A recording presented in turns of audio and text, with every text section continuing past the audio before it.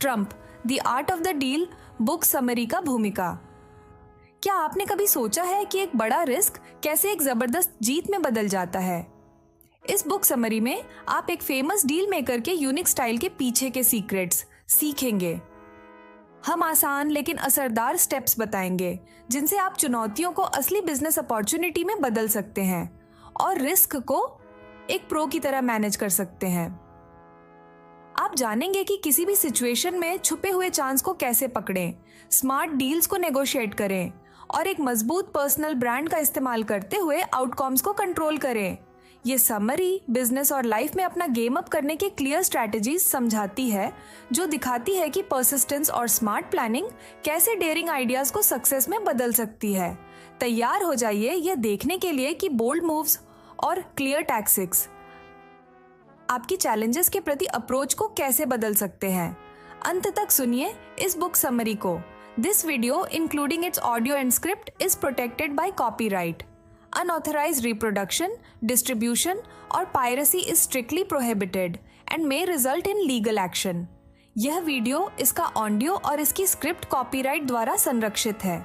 बिना अनुमति के इनका पुनरुत्पादन, वितरण या पायरेट करना कड़ाई से मना है और इसके लिए कानूनी कार्रवाई की जा सकती है। Welcome to biography and memoir Hindi book summary episode 4। इस एपिसोड में हम 1987 में प्रकाशित जो Donald J Trump, Tony Schwartz द्वारा लिखित किताब ट्रंप पर चर्चा करेंगे। इस किताब का पूरा नाम है Trump the art of the deal. Hindi में इसके मतलब है ट्रंप डील की कला। Trump the art of the deal book summary का पहला अध्याय। Early moves. डोनाल्ड ट्रंप के बिजनेस के शुरुआती साल एनर्जी से भरपूर और बोल्ड फैसलों से रंगे हुए थे। हर सुबह वह 6 बजे उठते, अखबार पढ़ते और अगला कदम सोचते। उनकी वर्क लाइफ बाकी लोगों जैसी कभी नहीं थी। कढ़ाई से फिक्स किए गए शेड्यूल की जगह उन्हें फ्री और फ्लेक्सिबल होना पसंद था। हर दिन एक नया चांस लेकर आता डील्स करने का। ट्रंप के लिए डील्स करना बस एक्साइटिंग और लाइफ से भरपूर था। एक बार जॉर्जिया में एनाबेल हिल नाम की एक विधवा अपने फैमिली फार्म को खोने वाली थी क्योंकि उनके पति ने खुद को ले लिया था। ट्रंप ने उनकी परेशानी सुनी और तुरंत बिना सोच विचार के एक्शन लिया। उन्होंने तुरंत बैंक को फोन किया, लीगल धमकी दी। यहाँ तक कि उन्होंने कहा बैंक भी उनके नुकसान में कुछ हद तक जिम्मेदार है। बैंक जल्दी ही मान गया। ट्रंप ने उनके कर्ज को कवर करने के लिए $40,000 जुटाए और यहाँ तक वादा किया कि अगर जरूरत पड़ी तो अतिरिक्त रकम भी चुकाएंगे। ये त्वरित फैसला सच में दिखाता है कि वह प्रॉब्लम सॉल्व करने के लिए कितने रेडी थे। ट्रंप एक साथ कई टास्क संभालते थे। रोजाना वह 50 से 100 फोन कॉल करते और जरूरत पड़ते ही मीटिंग्स करते थे। उन्होंने ट्रंप टावर, सेंट्रल पार्क के वॉलमन रिंग के रिनोवेशन जैसे प्रोजेक्ट्स मैनेज किए और हॉलिडे इन्स में भी स्मार्ट इन्वेस्टमेंट किए। उनका स्टाइल पहले से प्लान किया हुआ कभी नहीं था। हर चांस को जैसे ही मिला उसी पर फोकस किया। डील्स नेगोशिएट करते वक्त ट्रंप अपने ऑप्शंस हमेशा ओपन रखते थे। उदाहरण के तौर पर हॉलिडे इन होटल्स में उन्होंने काफी सावधानी से इन्वेस्ट किया, या तो कंपनी पर कंट्रोल रखा, शेयर सेल किए या कंपनी को उन्हें वापस खरीदने दिया। इससे वह हमेशा इंचार्ज रहे। उनका काम करने का तरीका काफी क्विक और अडेप्टेबल था। ट्रंप की कहानी साफ साफ दिखाती है कि फ्लेक्सिबल और बोल्ड अप्रोच कैसे नए दरवाजे खोल सकती है। साथ में बने रहिए जब हम उनके यूनिक डील मेकिंग स्टाइल और गहराई से समझेंगे।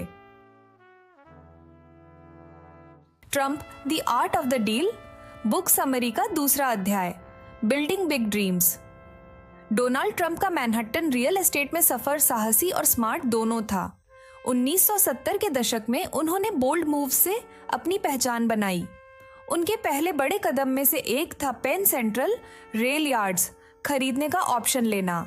उनका प्लान सरकारी पैसा से मिडिल इनकम हाउसिंग बनाने का था, लेकिन फिर शहर के मनी ट्रबल्स ने उस प्लान को रोक दिया। हार मानने की बजाय उन्होंने अपना आइडिया चेंज कर दिया।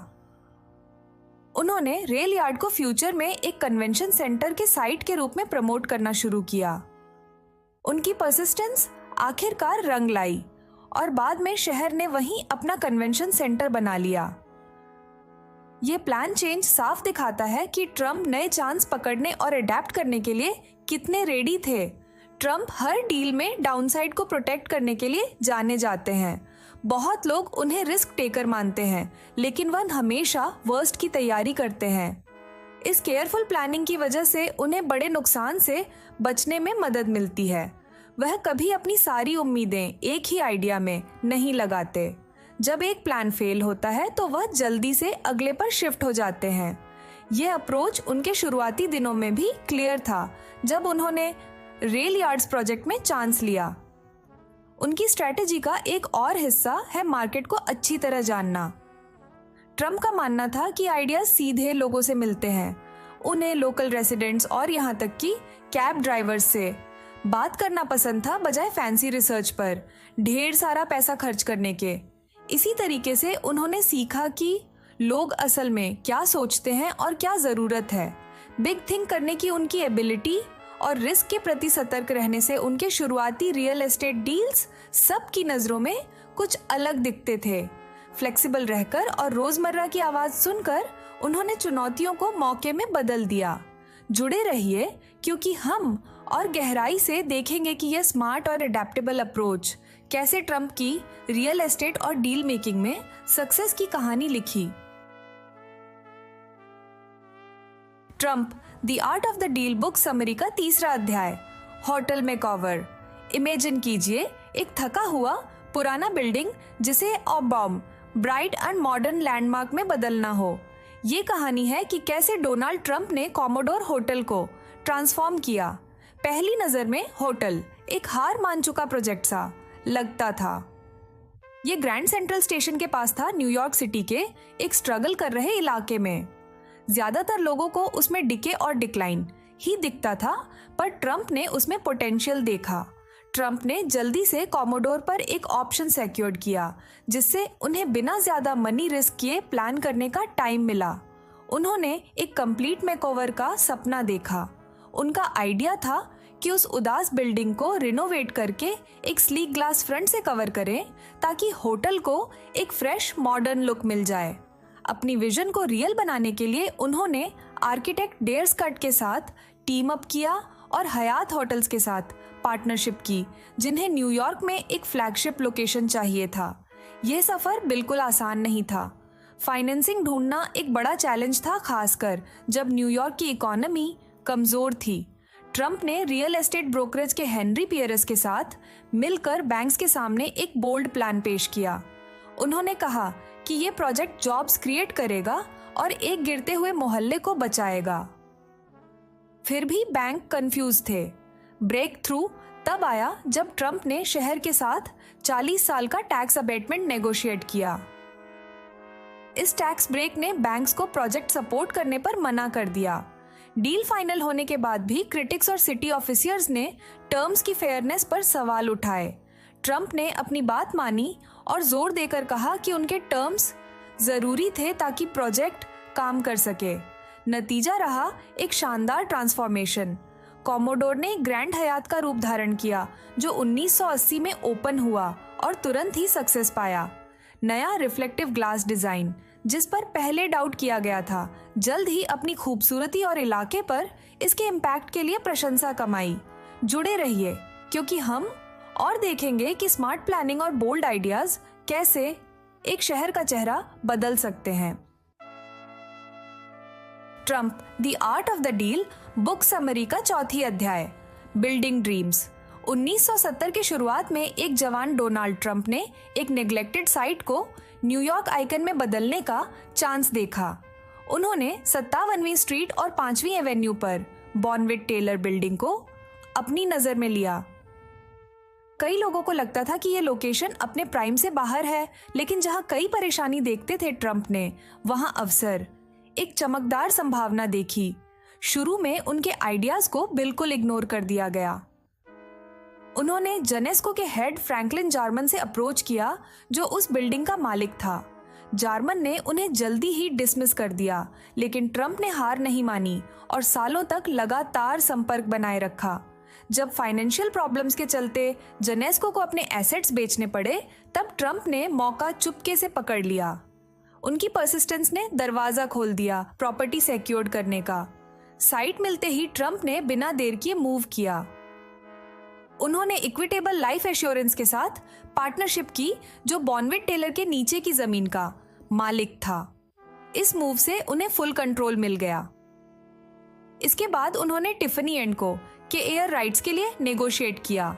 टिफनी के ओनर वॉल्टर होविंग को मनाना एक बड़ा कदम था और होविंग ने ट्रंप पे इतना भरोसा किया कि हैंडशेक डील पर आ गए दिखा गया कि स्ट्रॉन्ग पर्सनल रिलेशनशिप्स भी बड़े डील्स क्लोज कर सकती हैं। ट्रंप को जोनिंग इश्यूज एंड फाइनेंसिंग भी ओवरकम करने पड़े। उन्होंने सिटी प्लानर्स के साथ मिलकर काम किया और ऐसे वेरिएंट्स के लिए जोर से पुश किया ताकि नई बिल्डिंग बड़ी और ज्यादा विजिबल हो सके। उनके प्रयास आखिरकार रंग लाए जब टॉप रिटेलर्स और खरीदार स्पेस के लिए लाइन में खड़े हो गए। शहर के अधिकारियों के शुरुआती संदेह और आर्ट डेको स्कल्पचर्स हटाने की कंट्रोवर्सी के बावजूद ट्रंप का विजन ट्रंप टावर के लिए आगे बढ़ा। ये प्रोजेक्ट परसिस्टेंस और एडेप्टेबिलिटी की ताकत साफ दिखाता है। ट्रंप ने एक बार नजरअंदाज की गई साइट को न्यूयॉर्क के सबसे फेमस लैंडमार्क्स में बदल दिया। ट्रंप टावर के साथ उनका सफर यही बताता है कि कैसे मौके को पकड़कर और जमीन से ड्रीम्स बिल्ड करके सफलता हासिल की जा सकती है। जुड़े रहिए क्योंकि हम उनके बोल्ड मूव्स से और भी सीखेंगे। Trump the art of the deal book summary का 5वां अध्याय, Atlantic city Gamble. Donald Trump ने जहां बाकी लोग रिस्क देखते थे, वहां अवसर एकदम अलग अंदाज में देखा। 1975 में लास वेगास में एक स्ट्राइक के बारे में न्यूज रिपोर्ट ने उनके कैसीनोज के बारे में सोच पूरी तरह बदल दी। उन्होंने समझा कि कुछ कैसीनोज भी बड़े प्रॉफिट ला सकते हैं। उस टाइम हिल्टन होटल्स के पास कई प्रॉपर्टीज थीं, पर उनके लास वेगास के 2 ही कैसीनोज 40% प्रॉफिट कमाते थे। इससे ट्रंप का क्यूरियसनेस तुरंत जग गया और उन्होंने अटलांटिक सिटी पर नजर डाली जब वहां गैम्बलिंग को वैध बनाने की तैयारी हो रही थी। जब 1976 में रेफरेंडम पास हुआ तो प्रॉपर्टी वैल्यूज आसमान छू गई। ट्रंप ने जल्दी में कोई कदम नहीं बढ़ाया, बल्कि सही मोमेंट का पेशेंटली इंतजार किया। 1980 में बोर्डवॉक की एक प्रॉपर्टी उपलब्ध हुई जो कन्वेंशन सेंटर के पास थी। इसमें लीगल डिस्प्यूट्स और कई छोटे छोटे ओनर्स जैसी प्रॉब्लम्स थीं, लेकिन ट्रंप ने इन्हें ओवरकम करने के चैलेंज के रूप में देखा। उन्होंने लॉन्ग लीसेस नेगोशिएट किए और बाकी पार्सल्स भी खरीद लिए। जल्द ही पूरा साइट उनके कब्जे में आ गया। अटलांटिक सिटी में कैसीनो के लिए लाइसेंस लेना आसान नहीं था। प्लेबॉय और सीजर्स जैसी कई कंपनियां स्ट्रिक्ट रूल्स से जूझ रही थीं। ट्रंप ने एक अलग रास्ता चुना। उन्होंने लाइसेंस मिलने तक बिल्डिंग शुरू करने का इंतजार किया। इस मूव ने उन्हें रेगुलेटरी इश्यूज से काफी हद तक बचा दिया। सिर्फ 6 महीनों में उन्होंने जरूरी लाइसेंस हासिल कर लिया। फिर हॉलिडे इन के चेयरमैन माइकल रोज ने एक प्रपोजल के साथ कदम रखा। हॉलिडे इन को गेमिंग का अच्छा एक्सपीरियंस था और ट्रंप का रिकॉर्ड प्रोजेक्ट्स को टाइम पर और बजट के अंदर पूरा करने का उन्हें एक बढ़िया पार्टनर बना गया। दोनों ने प्रॉफिट बराबर बांटा, जबकि हॉलिडे इन ने कैसीनो का मैनेजमेंट संभाला। ट्रंप ने केयरफुल प्लानिंग से कंस्ट्रक्शन कॉस्ट्स को लो रखा। कैसीनो मई 1984 में जबरदस्त एप्लॉज के बीच ओपन हुआ। बाद में हॉलिडे इन के साथ कुछ डिफरेंस होने के बावजूद 1986 में ट्रंप ने उन्हें बाय आउट कर लिया और पब्लिक बॉन्ड्स के साथ प्रोजेक्ट को रीफाइनेंस करके फुल कंट्रोल ले लिया। ये अटलांटिक सिटी प्रोजेक्ट साफ दिखाता है कि ट्रंप ने कैसे रिस्क मैनेज किए, स्मार्ट पार्टनरशिप्स की और सही टाइम पर एक्शन लिया। जुड़े रहिए क्योंकि हम उनके विनिंग अप्रोच के बारे में और भी सीखेंगे। Trump the art of the deal book summary का 6ठा अध्याय, आइस रिंक रिवाइवल। इमेजिन कीजिए एक फ्रोजन रिंग जैसे धीरे धीरे टूट रहा हो, जबकि सिटी, समय और मनी दोनों वेस्ट कर रही हो। यही हाल था वॉलमन रिंग का। न्यूयॉर्क सिटी ने सालों और मिलियंस खर्च कर दिए उन फेल फिक्सेस पर। डोनाल्ड ट्रंप ने न्यूयॉर्क टाइम्स में इसके बारे में पढ़ा और काफी फ्रस्ट्रेट महसूस किया। उन्होंने देखा कि कैसे उन्होंने ट्रंप टावर को रिकॉर्ड टाइम में मैनेज किया था। फिर उन्होंने फैसला किया कि वह एक्शन में आते हैं और अपनी हेल्प ऑफर करते हैं। ट्रंप ने मेयर एड कोच को लिखा और ऑफर किया कि वह पर्सनली फाइनेंस करेंगे और बिना सिटी पर खर्च डाले रिंग को रिबिल्ड कर देंगे। शुरुआत में कोच ने ट्रंप के ऑफर को डिसमिस कर दिया। उन्होंने कहा कि सिटी को एक्स्ट्रा मनी की जरूरत नहीं है और लीगल रूल्स रास्ते में अटके हुए हैं। पर ट्रंप का ऑफर काफी मीडिया अटेंशन ले आया। जल्दी ही कोच ने अपना माइंड चेंज कर लिया और वॉल्मन रिंग प्रोजेक्ट का कंट्रोल ट्रंप को सौंप दिया। ट्रंप का प्लान बिल्कुल सिंपल था, काम को जल्दी, एफिशिएंटली और सही तरीके से खत्म करना। उन्होंने कनाडाई कंपनी सिमको से एक्सपर्ट्स हायर किए जो आइस रिंग्स बनाने में नाउन है। साथ ही उन्होंने फॉल्टी फ्रीन सिस्टम को हटाकर रिलायबल ब्राइन सिस्टम लगा दिया। ट्रंप हर रोज साइट विजिट करते थे और सुनिश्चित करते थे कि कॉन्ट्रैक्टर्स डेडलाइंस एंड कॉस्ट्स का पूरा ध्यान रखें। ट्रंप के चार्ज लेने से पहले सिटी ने कई मिस्टेक्स की थी। उन्होंने स्लोप्ड बेस पर पाइप्स इंस्टॉल किए और कमजोर कंक्रीट इस्तेमाल किया था, जिससे काम में काफी देरी हो गई थी। ट्रंप की टीम ने इन सब प्रॉब्लम्स को फिक्स कर दिया और सिर्फ 4 महीनों में प्रोजेक्ट कंप्लीट कर लिया। काम $3 मिलियन के बजट से भी कम में आया, जबकि ओरिजिनल प्लान में 2 साल की डीले का अनुमान था। नवंबर 1986 में रिंग का ग्रैंड सेलिब्रेशन हुआ, जिसमें टॉप फिगर स्केटर्स ने परफॉर्म किया। पहले सीजन में रिंग ने $1.2 मिलियन रेवेन्यू कमाया और सारा प्रॉफिट चैरिटी और पार्क्स डिपार्टमेंट को सौंप दिया गया। इस प्रोजेक्ट ने दिखा दिया कि स्ट्रॉन्ग लीडरशिप और हैंड्स ऑन मैनेजमेंट से ब्यूरोक्रेटिक डिलेज आसानी से मात दी जा सकती है। ये साबित करता है कि राइट टीम और क्लियर विजन के साथ एक फेलिंग प्रोजेक्ट भी सक्सेस में बदल सकता है।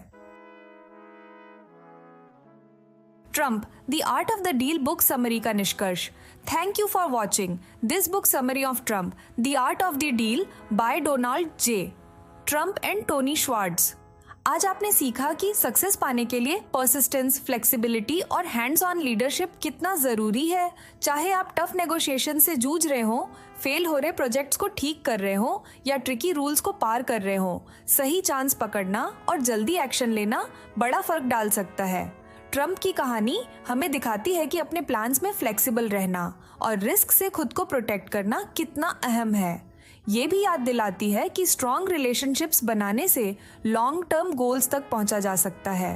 राइट माइंडसेट के साथ हर चैलेंज एक मौका बन सकता है ग्रो करने और जीत हासिल करने का। हमें उम्मीद है कि इस समरी ने आपको बिजनेस और लाइफ में एक स्ट्रॉन्ग लीडर बनने के लिए यूजफुल आइडियाज दिए होंगे। अगर आपको ये बुक समरी पसंद आई हो तो कृपया एक रेटिंग देने का समय निकालें। आपका फीडबैक हमारे लिए बहुत मायने रखता है और हमें और हेल्पफुल कंटेंट बनाने में मदद करता है। फिर से धन्यवाद कि आपने हमारे साथ ज्वाइन किया और हम आपको अगली बुक समरी में देखने के लिए उत्सुक हैं। दूसरे बुक समरी को भी सुनते रहें। डिस्क्लेमर: इस सामग्री की कोई भी डिजिटल प्रति जिसे पायरेसी या बिना अनुमति डाउनलोड करके साझा किया जाता है या किसी ऑनलाइन सोशल मीडिया प्लेटफॉर्म पर अपलोड किया जाता है, उसे कॉपीराइट कानून के अनुसार स्पष्ट अपराध माना जाएगा। पायरेसी एक गंभीर अपराध है और इसके खिलाफ कड़ी कानूनी कार्रवाई की जाएगी। इसके अलावा कॉपीराइट उल्लंघन के कारण आपके YouTube चैनल या पेज पर स्ट्राइक लगाया जा सकता है, यहाँ तक कि उसे डिलीट भी कर दिया जा सकता है। अतः कृपया पायरेसी न करें और पायरेसी का समर्थन न करें। यह सामग्री उल्लिखित पुस्तक के संदर्भ स्रोत पर आधारित है। हालांकि इसमें मानवीय या यांत्रिक त्रुटियों के कारण कुछ अनचाही गलतियां या असंगतताएं हो सकती हैं।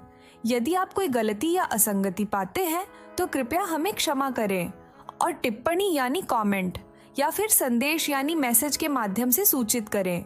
यदि आपको इस पुस्तक का सारांश यानी बुक समरी की सामग्री पसंद आता है और आप पुस्तक का पूर्ण ज्ञान प्राप्त करना चाहते हैं तो कृपया ऑनलाइन या ऑफलाइन किताब की दुकान से इस पुस्तक को खरीदकर पढ़ने का प्रयास करें। धन्यवाद।